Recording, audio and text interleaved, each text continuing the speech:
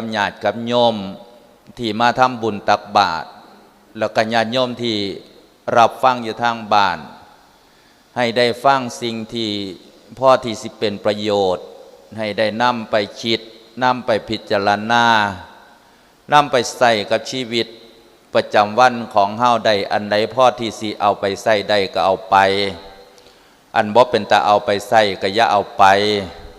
เฒ่าพ่อแห้งแล้วล่ะเลือกเอาเนาะแม่ออกอาตมาเหลียวเบิง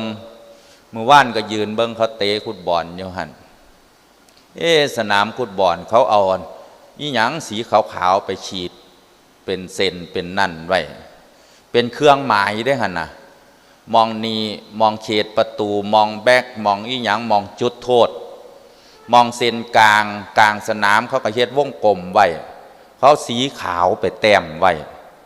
เนี่ยบัดไม่ออกเขาก็เอาสีขาวมาแต้มไว้คือกันเด้นี่พญามัจจุราชมาแต้มไว้แล้วนี่บัดไม่ออกผู้ใดขาวๆแน่นี่หัวขาวเพิ่นเอาแนวเอาเครื่องมาขีดไว้แล้วเอาแนวมากาไว้แล้วนี่สิเอาไปแล้วเด้นี่มาส่งสัญญาณบอกเฮาหาลังคนเอามาขีดไว้บ่หือเอามาแต้มไว้บ่เอามาแต้มไว้ยังบ่ยอมเด้ขาวบ่หือไปเอาออดาดมาย่อมก็ได้ย่อมบัดพญามัจจุราชมาเบิงมือรุ่นเอาว่ามันเอามาแต้มไว้แล้วบัดนี้มันคือดำอีกบัดอีก2-3 มือมาเบิงเริ่มถอดหากออกมา เริ่มถอนออกมาขาวคือเก่าเขามาแต้มไว้แล้วยายเอ้ยตานี่เคยใสเคยหงเขาก็เอาแนวมาบังไว้แล้วให้มั่วแขวนี่เคยอยู่ครบดีๆเขาก็มาคอยถอนออกเทียละเล่ม2 เล่มใครอยู่เด้โยมยังได้ถอนออกเทียละเล่ม2 เล่มบัดลูกหลานเฮานั่นตีมันบ่ระวังขี่มอไซค์ไปมันถอนออกเทียละหวีพุ่นน่ะมันไปคาบต่อถอนออกเทียละหวีเพราะฉะนั้นญาติโยมเมื่อพญามัจจุราชมาเตือนเฮาแล้วเอาเครื่องหมายมาขีดเอาเครื่องหมายมากาเฮาไว้แล้วเฮาเฮ็ดจังใดเฮาก็ต้องฝ้าวเฮ็ดบุญแข่งกับพญามัจจุราชฝ้าวเฮ็ดบุญแข่งมื้อนี้เจ้ายังบ่ทันได้เอาข่อยไปข่อยสิเฮ็ดบุญให้เฮ็ดบุญมื้อนี้ให้คิดว่ามื้อนี้เปรียบคือกันกับมื้อสุดท้ายของเฮาที่สิได้เฮ็ดบุญขั้นมื้ออื่นมันยังมีอีกเฮาก็ได้เฮ็ดบุญคือจังมื้อสุดท้ายเพราะว่าเราไม่รู้บ่สามารถที่สิรับประกันให้เจ้าของได้ว่าพรุ่งนี้หรือว่าชาติหน้าอันใดสิมาฮอดเฮาก่อนกันญาติโยมก็จังค่อยฝ้าวเฮ็ดเด้นี่เฮ็ดบุญแบบเข้ามาในวัดจังสิกับบุญแบบบุญอีหลีนี่บ่มีแนวอื่นมาปนเลยมื้อไปเทศบ้านสนามชัยน่ะเทศแล้วกลับออกมาเห็นเขาแห่รถแห่น้ำหนทางแม่ว่าโอ้ยเอาตู้ลำโพงขึ้นรถว่าซั่นหลายขี่มากกับพ่อใหญ่แหล่บ้านศรีสังวาลเราบ่ให้เอื้อนแล้วพ่อใหญ่แหล่ซื่อๆเด้เอื้อนผมพ่อใหญ่หำแหล่รถจังพ่อใหญ่หำแหล่เอื้อนพ่อใหญ่หำแหล่เขาเปิดเพลงดังๆโอ้ยจักแม่นลูกผู้ใดหลานผู้ใดดอกเป็นแส่เป็นสาวแม่ออกโอ้ยเต้นอยู่นำทางเต้นมันเต้นงามมันฟ้อนคืออันเฮาฟ้อนย่ำบ่บุญนี่หยังต่างๆนั่นมันก็ไข่เด้อันนี้จักเต้นจักกระเส้นไปเบิ่งแล้วมันเบิ่งบ่ออกแม่ออกลังคนแม่มันเอานมงัวป้อนบ่ซั่นเด้ยามมันเต้นมันก็คืองัวแล้วเต้นมันเฮ็ดงอกแงกกลมหัวลงซีดหน้าซีดหลังไปทางคนแม่มันเอานมหมีป้อนยามมันเต้นมันยกมือขึ้นกลางจางบัดเหลียวเบื้องหน้าบัดผู้ไข่อยู่ได้ล่ะบัดย่ามเต้นมาเป็นตาสั่งแท้สันเด้ไม่อยากลงไปเต้นน้ำเขากับว่าจัง เห็นเขาเต้นอันนั้นเขาเอาบุญจังใดบุญอ่ะเอาบุญแบบนั้นบัดมีวิตามินซีพร้อมเด้แห่ไปดีๆเขาเดี๋ยว จุดตะไลแม่ออกก็เตือนเขาจุดตะไลแม่ก็แค่กองบุญแค่ว่าเปล่าจุดตะไลคนก็ตกใจบ่แม่นแต่คนตกใจเด้ฮอดพระพุ่นน่ะตกใจทางเถื่อพระกำลังนั่งสวดอยู่ดีๆเสียงจุดผู้ตึมขึ้นพระหงายหลังทวนก็มีเห็นอยู่ในคลิปดอกหงายหลังทวนใครอยู่งุ่มบ่ตีนสบงท่านท่านงุ่มบ่ท่านจักสิเห็นหยังแล้วเนาะเอาโปตีนคืออยู่มองหันเอาคันว่าโปตีนคือบ่มีเล็บบัดว่าอันตรายเด้พระบ่ได้ใส่กอกก่อนนอเนาะอันตรายย่อมก็เฮ็ดให้พระตื่นวันนี้เว้าถึงเรื่องที่อาตมาขึ้นบาลีในเบื้องต้นขึ้นยาวในจักหน่อยขึ้นว่าปุญญะเมวะโสสิเขยยะอายะตัดทั้งสุขินทลียังบุคคลใดที่ปรารถนาบุญปรารถนาความสุขปรารถนาความสุขโดยการเฮ็ดบุญปรารถนาบุญเฮ็ดบุญจังใดที่มีความสุขเป็นกำไรนี่อาตมาขึ้นต้นมาเฮาเฮ็ดบุญจังใดสิมีความสุขเป็นกำไรหาลังคนเฮ็ดบุญมีความทุกข์เป็นกำไรก็มีแล้วบุญแล้วยังไปหาเงินใส่หนี้อยู่พุ่นน่ะมันลงทุนหลายโพดเพิ่นไปเสียน้ำหยังแน่เพิ่นเอาอันสิงสาราสัตว์เข้าบ้านเพิ่นหลายเทิงเสือเทิงสร้างหยังแน่เหรออันเบียร์หยังก็เบียร์สิงเบียร์สร้างขนเข้าบ้านไม่ออกพูดอ่ะอยู่ในห้องนั้นมีตั้งแต่สัตว์เต็มอยู่ในห้องอยู่หั่นน่ะว่ากันใส่เข้าไปเมาแล้วก็ทางเถื่อพอเฒ่ายังหลงผูกเสี่ยวกับลูกเขยย่ำมื้อคืนย่ำมื้อเช้ายังมาถามทิศมื้อคืนพอผูกเสี่ยวกับไผฮึกับเฮานี่แหละเฮ้ย มันเมาเด้พอเฒ่ากับเมาลูกเขยกับเมาเพราะฉะนั้นเพิ่นเฮ็ดบุญที่มีความทุกข์เป็นกำไรบัดย่ามมันมองสิได้บุญโยมอันเนื้อซุ่มหยังเพิ่นกับพากันกินเบิดตั้งแต่กลางคืนแล้วฮอดย่ามสิถวายท่านย่ามมื้อเช้ายั่งตั้งแต่เอ็นครูบาอาจารย์ก็สิพ่อหลายงานอยู่ดอกกับไข่ต้มมาแล้วซั่วสิได้ฉันไข่ขึ้นเต็มถ้วยสดเข้าไปติดเพดานเคยอยู่บ่ครับสดเข้าไปติดเพดานติดน้ำซ่อนบัดซุ่มเนื้อดีๆเขาเจ้าพากันเอาไปกินเบิดตั้งแต่กลางคืนพุ่นเลี้ยงแขกบัดย่ำถวายพระย่างอันเหลืออันเศษอันโยมกินบ่เบิดเถื่อก็เป็นตะหนหวยเนาะท่านเขาเจ้านิมนต์บ่ไปเขาเจ้าก็สิว่าทานใหญ่บินบาทฉันอยู่วัดก็ได้หลายกว่านั้นได้ฉันดีกว่านั้นเสียไปน้ำงานจังสันอาหารบ่ใครนี่เด้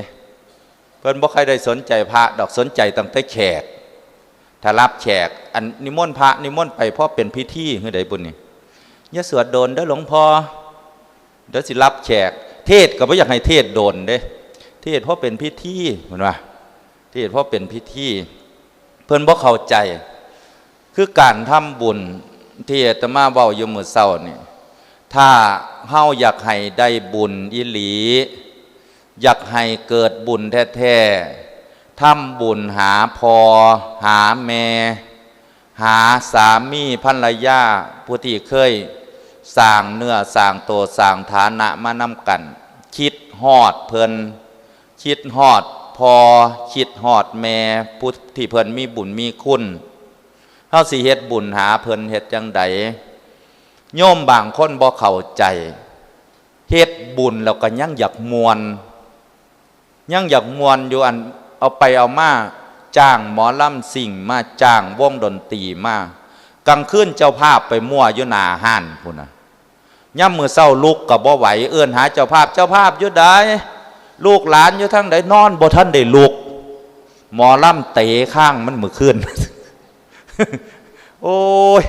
ผู้ลูกผู้หลานแท่นที่สิตั้งใจเขามากราบพระสมาทานศีลมาถวายท่านให้มันได้บุญแล้วจังค่อยอุทิศไปหาพอหาแม่ผู้ที่เพิ่นล่มเสียหายตายเสียจากไปเว้ามาถึงตอนย่ำพอย่ำแม่ตายทางคนก็ไปเว้าดีดีเด้ไปเว้าอยู่หน้าโล่งพอแม่รับให้สบายเด้อเพิ่นว่าคันเล่าเว้าได้คันบ่ขี้เพิงอัดปากแล้วก็สิว่าโอ้ยลูกเอ้ยตั้งแต่ตอนพ่อตอนแม่บ่ทันได้ตายบ่เคยได้รับสบายจักเทื่อเป็นหยังจังค่อยบ่เคยได้รับสบายขอบว่าเป็นห่วงลูกย่านลูกบ่เป็นคนบ่เป็นคนมันสิเป็นหยังเพิ่นว่าย่านลูกบ่คือบ้านคือเมืองเขาเจ้าย่านลูกเอาโตบ่รอดขั้นลูกไปเที่ยวขั้นลูกบ่ท่านมาพ่อแม่ก็นอนบ่หลับผู้ใดเคยมีลูกอยู่นี่คิดอยู่บ่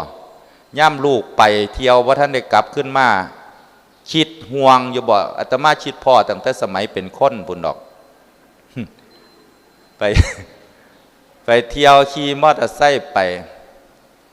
วัดกลับมาฮอดบ้านบ้วยแต่จอดปั๊บดับเครื่องมอเตอร์ไซค์เท่านั้นเสียงประตูหน้าบ้านเปิดดังค่าแม่พวออกมาซองเบิงโอ้มาแล้วบ่พุ่นว่าถามดีได้แม่ความเป็นห่วงลูกถ้าลูกไปถ้าลูกยังบ่ทันได้กลับขึ้นมาพ่อแม่ก็เป็นห่วงหาลังคนหนักไปกว่านั้นโยมเอ้ยดึงพ่อดึงแม่ไปคุกไปตะล่างก็มีพ่อแม่บ่เคยไปโรงพักจักเถื่อบ่เคยไปคุกไปตะล่างจักเถื่อบัดลูกใหญ่มาหาลังคนไปฆ่ายาเสพติดหาลังคนไปทะเลาะเบาะแว่งไปตีกันฆ่ากันลากพ่อลากแม่เข้าไปคุกไปตะล่างไปจับลูกกงอยู่เบิงลูกโอ้ยยันแต่ลูกลำบากเงินบ่มีก็ไปหากู้หายืมไปเซานอสอ3ข้าเจ้าไปประกันลูกออกมามีผู้ใดมีนอสอ3แม่น้อยเอาไว้ให้คน เซา ไปประกันแต่ยาเสพติดอย่าไปประกันเด้อ อย่าไปประกันความเป็นห่วงของพ่อของแม่บ้านนี้เพิ่นแต่งพระเข่าอีกนะแต่งพระเข่าไปตั้งไว้หน้าโล่งศพหรือว่าข้างโล่งศพเพิ่นว่าแม่กินเข่าเด้อแม่เด้อนี่แนวอันใดแสบๆแนวแม่มักลูกได้หาลูกได้แต่งมาให้แม่กินขั้นเล่าเว้าได้แล้วก็สิว่ากูบ่กินของมึงดอกมันสิกินได้จังใดขี้เพิงอัดปากเงินก็ยัดเต็มปากพอล่ออยู่ว่าตอนยังมีชีวิตอยู่ดีๆบอกอีนางไปอันตลาดซื้อมักทุเรียนมาให้แม่กินกับข้าวแน่เด้อเขาไปอยู่พ่ออยู่มันแพงโพดโลตั้ง100 กว่าบาทบ่กล้าซื้อมาให้แม่กิน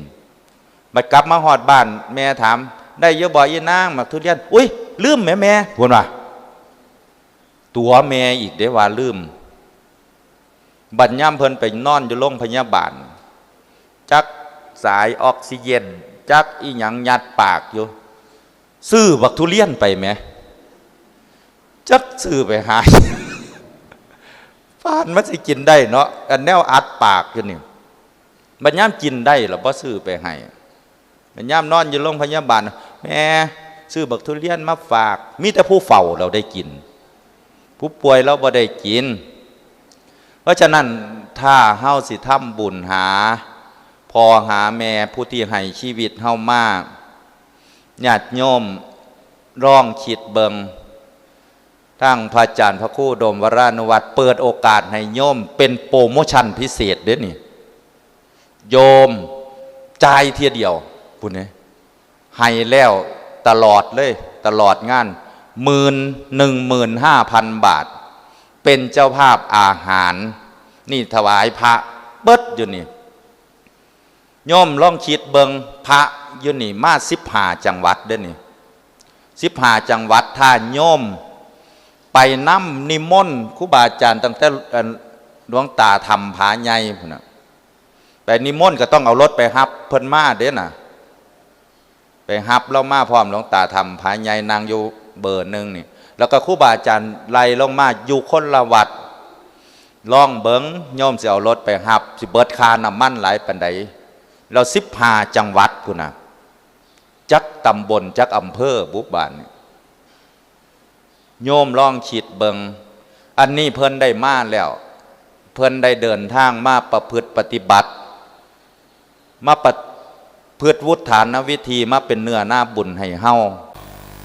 เพราะฉะนั้นคนเฮานี่ถ้ามันได้ดังใจมันสิบ่มีความถูกเด้อโยมเด้อใจของเฮาถ้าใจของเฮามันบ่เศร้าบ่หมองสุขติได้เป็นทีหวังถ้าจิตใจของเฮามันเศร้าหมองทุกขติเป็นทีหวังบ่ต้องสงสัยแมนอยู่บ่ใจของเฮาถ้ามันคิดโอ้ยอยากได้อันนั้นอยากได้อันนี้อยากได้ของคือผู้นั้นอยากได้ของคือผู้นี้เห็นข้าเจ้าได้รถใหม่ก็อยากได้รถใหม่เห็นข้าเจ้าได้เฮือนใหม่ได้บ้านใหม่อยากได้ใหม่น้ำข้าเจ้าเบิดบ่ว่าตั้งแต่โยมดอกแต่พระก็ยังอยากได้เห็นครูบาอาจารย์เพิ่นได้จีวรงามๆพระก็อยากได้คือกันอยากได้จีวรใหม่อยากได้นั่นใหม่คือกันเด้ก็สั่นพระสิไปเกิดเป็นเล่นบ่สมัยครั้งพุทธกาลพระเพิ่นได้จีวรมาใหม่เพิ่นละห่วงคืออาตมาได้จีวรนี่ล่ะ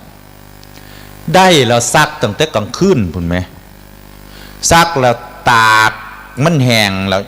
เก็บมาไว้เก็บมาพับเที่ยวบ่ายเบิ่งเด้จีวรเนี่ยโอ้ยนั่นแจ้งแท้เนาะเป็นหยังจังค่อยอยากให้แกล้งแล้วสิได้ห่มจีวรคันสิห่มนอนมันก็บ่คือเบิ่งดูพระก็คิดคือกันเด้บัดพระรูปที่เพิ่นเป็นห่วงจีวรเพิ่นหักจีวรอยู่พอดีเพิ่นบัดมรณภาพพระทั้งหลายก็เลยว่าเฮาพากันแบ่งจีวรตั้งแต่ก่อนพาอึดพาอึดคักอึดแน่อึดต้องไปหาสักอนิจจาไปบังสุกุลเอาน้ำผ่าเศษผ่าเขาเอาไปทิมผ่าห่อศพสมมุติถามโยมแน่ว่าคนตายนี่เขาเจ้าเอื้อนว่าหยังเอื้อนว่าศพเอานี้รถขันอยากได้ไรที่ให้เฮาฝีงเนี่ยกับบ่ให้ฝีงคนตายเขาเจ้าเอื้อนว่าศพขั้น2ศพสิมีจักคนผู้ใดว่าคนเดียวยกมือคืนผู้ใดว่า2คนยกมือคืนยกกับบ่เห็นโอ้ยบ่เอาออกดอกกำลังตุ่มในผ้าห่ม2ศพนั่นมีอยู่คนเดียวก็คือศพทั้งเทิงกับศพทั้งใต้แม่นว่ามันก็มี2ศพเนาะคนหนึ่งมี2ศพสิ่งที่สำคัญอยู่ในร่างกายของคนเฮานี่สิมีหนึ่งเดียวอันนี้เว้าให้โยมฟังเว้าให้โยมคิดสิ่งที่สำคัญในร่างกายของคนสิมีอยู่หนึ่งเดียวแล้วมักสิเอาไว้ตรงกลางเสมอแมนบ่ล่องพิจารณาเบิงจมูกดังนี่มีอยู่อันเดียวแต่เป็นยังคือมี2คู่ ปากมีอยู่ปากเดียวทำหน้าที่หลายอย่างเด้นี่อันดังนี่หายใจอย่างเดียวหายใจกับดมกินนี่ถือกินนี่ปากนี่เทิงเว้าเทิงกินถอดไหมไปว่าไป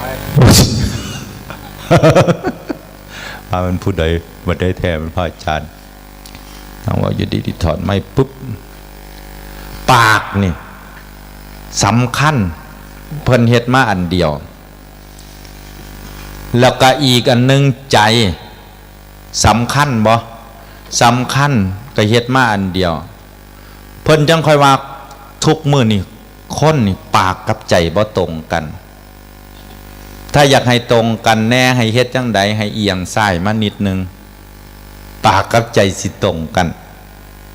คันบ่เอียงซ้ายบ่ตรงกันเด้นี่เอียงซ้ายจักหน่อยนี่สิ่งที่สำคัญอีกอย่างอื่นคิดเอาเองบ่บอก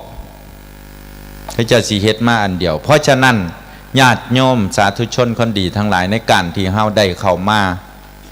ประพฤติมาปฏิบัติธรรมในส่วนที่เฮามาบูชาองค์สมเด็จพระสัมมาสัมพุทธเจ้าในวันความหลักแห่งศาสนาพุทธความหักนี่หักแบบบ่ต้องท่อนหักแบบบ่มีเงื่อนไขอีหยังแต่ความหักอีก2 มือเป็นความหักแบบเขาเจ้าเอื้อนมือหยังก็ว่าเล่นท้ายความหักกันหักบางเทื่อเอาจิตเอาใจกันจนได้แต่งงานกันแต่ว่าพี่น้องศาสนาคริสต์เขาเจ้าแต่งงานกันเขาเจ้าไปแต่งงานอยู่ไหนแต่งงานอยู่โบสถ์แต่งงานอยู่โบสถ์ละบาดนี่ผู้เจ้าบ่าวก็คิดอยากทำบุญบำรุงค่าน้ำค่าไฟยุดนี่ผู้ใดฟังเทศแล้วก็อยากบำรุงค่าน้ำค่าไฟก็จัดได้เด้อพี่น้องพอจอดยางเลาะอยู่หรือว่าอยู่ทางบ้านก็โทรมากก็ได้โทรมาเย็ดจังใดนออยากทำบุญบำรุงค่าน้ำค่าไฟค่าสถานีที่ทายทอดให้โยมได้ยินได้ฟังอยู่นี่โทรมาเบอร์0898404968 ทั้งกฬสินธุ์โทรมาเบิงเด้อเป็นพี่น้องบ้านหนึ่งเมืองเดียวกันย่ำขาดเขินเจ็บเป็นกระเพิงผ้ากันได้ย่ำเมื่อมรนั่งมวยได้ห้มกันเมียนขาบสงซอยสุมจุดพร้อมสกันให้ทรงถึงขั้นได้ยินขั้นได้ฟังอยู่กระโทรมาเบอร์0898404968ขณะบ้านนี้เว้าถึงเรื่องข้าเจ้าไปแต่งงานกันในโบสถ์แต่งงานกันในโบสถ์เจ้าบ่าวก็เลยถามหลวงพ่อบาทหลวงข้าเจ้าก็เอื้อนหลวงพ่อคือกันเด้เอื้อนบาทหลวงนั่นน่ะหลวงพ่อผมอยากทำบุญผมสิทำบุญเท่าใดนอบำรุงค่าน้ำค่าไฟหลวงพ่อก็เลยว่าเอาแบบนี้ไอ้หนุ่มให้ทำตามความสวยของเจ้าสาวพ่อหลวงพ่อยื่นขอเสนอแบบนี้เจ้าเบาเอามือล่วงลงไปในกระเป๋าหยิบได้เงินเหรียญ10ออกมาปอนลงตู้บริจาคดังแป้งแรงเลยหลวงพ่อบาทหลวงก็เลยสงสัยนมทำไมทำบุญน้อยจังน่ะหลวงพ่อเจ้าเบาก็เลยว่าหลวงพ่อให้หลวงพ่อเปิดดูหน้าเจ้าสาวผมก่อนหลวงพ่อก็เลยเอามือไปเปิดเบิงผ่าเขาเจ้าผ่าคอมไว้เด้หลวงพ่อเปิดเบิงพ่อเห็นเท่านั้นไอ้นมกลับมานี่เร็วมาเอาตังทอนอีกลูกยังทอนให้อีก5 บาทโยมคิดเบิ่งมันเป็นจังไดเอามานี่เวลาที่เพิ่นแต่งงานทำพิธีในโบสถ์แล้วเพิ่นสิย่างออกมาอยู่หน้าโบสถ์ออกมาหน้าโบสถ์แล้วเพิ่นสิมีช่อดอกไม้เห็นบ่วันที่14เขาเจ้าสิมอบดอกไม้ให้กันมอบดอกไม้ให้กันอาตมาเบิ่งในทีวีย่ามศาสนาพี่น้องศาสนาคริสต์เขาเจ้าเสียชีวิตเขาเจ้าเอาดอกกุหลาบได้ไปวางไว้น้ำหลุมศพบ้านนี้เฮาคือเอามาเดให้กันบ่แม่นเขาเจ้าว่าเฮาเป็นของตาย คิดเบิ่งคักๆถ้าในทางศาสนาพุทธของเฮาสิบ่ซ้ำเอาดอกไม้จันทร์ให้กันบ่แม่พัดเอาอยู่บ่มื้อนั้นอาตมาถือดอกไม้เขาเจ้าเอาใส่ซ่องปัจจัยแม่ดอกอีหยังแน่เขาเจ้ามาร่วมกันอาตมาเลยย่างไปแม่ชีนี่ใกล้สิฮอดวันวาเลนไทน์แล้วเอาดอกไม้ให้เพิ่นนะอันนี้เขาเอาให้คนตาย เอาแล้วดอกกุหลาบแดงเขาเจ้าก็เอาให้คนตายคือกันเบิงโทรทัศน์เด้อคันบ่เสือบาดนี้เพิ่นย่างออกมาฮอดหน้าโบสถ์เจ้าบ่าวกับเจ้าสาวก็เลยหันหลังไปทางแขกที่มาร่วมงานสิเป็นผู้บ่าวเป็นผู้สาวเด้ท ที่เขามายืนรออยู่หน้าโบสถ์เพิ่นแล้วเพิ่นก็สิเอาช่อดอกไม้นี่โยนกลับขึ้นมาทางหลังเจ้าบ่าวกับเจ้าสาวซอยกันโยนเด้จับแล้วก็โยนขึ้นมาทางหลังครูบ่าวสาวหรือว่าผู้บ่าวผู้สาวผู้ใดเข้าไปรับดอกไม้นั้นได้สิได้แต่งงานเป็นร่ายต่อไปแล้วเอามาประยุกต์ใส่กับศาสนาพุทธเฮาได้อยู่บ่กับประเพณีของการไปทรงสักการโยมเห็นพวงหลีดบ่ พวงหลีดเวลาเฮาไปงานศพผู้นั้นก็เอาไปผู้นี้ก็เอาไปจากทกสจากลูกจากหลานจากคณะนั่นคณะนี้เอาพวงหลีดไปเวลาเฮาไปทรงสักการหามศพขึ้นตั้งไว้เทิงเม่นเรียบร้อยก่อนที่สิเอาเข้าเตาเผาแขกหรือว่าญาติของผู้ตายนะก็ซอยจับพวงหลีดแล้วก็หันหลังใส่ยึกแขกผู้ที่ไปทรงสักการโยนพวงหลีดกลับขึ้นทางหลังผู้ใดหับได้นั่นแหละเป็นศพต่อไปฮะบ่มีผู้รับบ่สิ่งที่เฮาได้มาฟรีๆแต่ว่าได้ทุกคนความแก่ความเจ็บความตายได้มาฟรีๆแต่ว่าการทำความดีเฮาต้องเฮ็ดเอาเองจังค่อยสิได้เพราะฉะนั้นเฮามาประพฤติปฏิบัติธรรมบูชาพระพุทธเจ้าในเทื่อนี้บูชาความรักความเมตตาที่องค์สมเด็จพระศาสดาสัมมาสัมพุทธเจ้าทรงมีเมตตากับเวนยสัตว์ทั้งหลายเวนยสัตว์ก็คือพวกเฮานี่ยังสิต้องเวียนว่ายตายเกิดยังสิต้องฟังอีกหลายภพหลายชาติจังค่อยสิเข้าใจจังใดยังค่อยว่าจังสั่นถามง่ายๆก็ได้ฟังอยู่เดี๋ยวนี้เว้าจบเว้าผ่านไปเดี๋ยวนี้ว่าสีเฮ็ดอีหยังคือแนวล่างใจเนี่ยพัด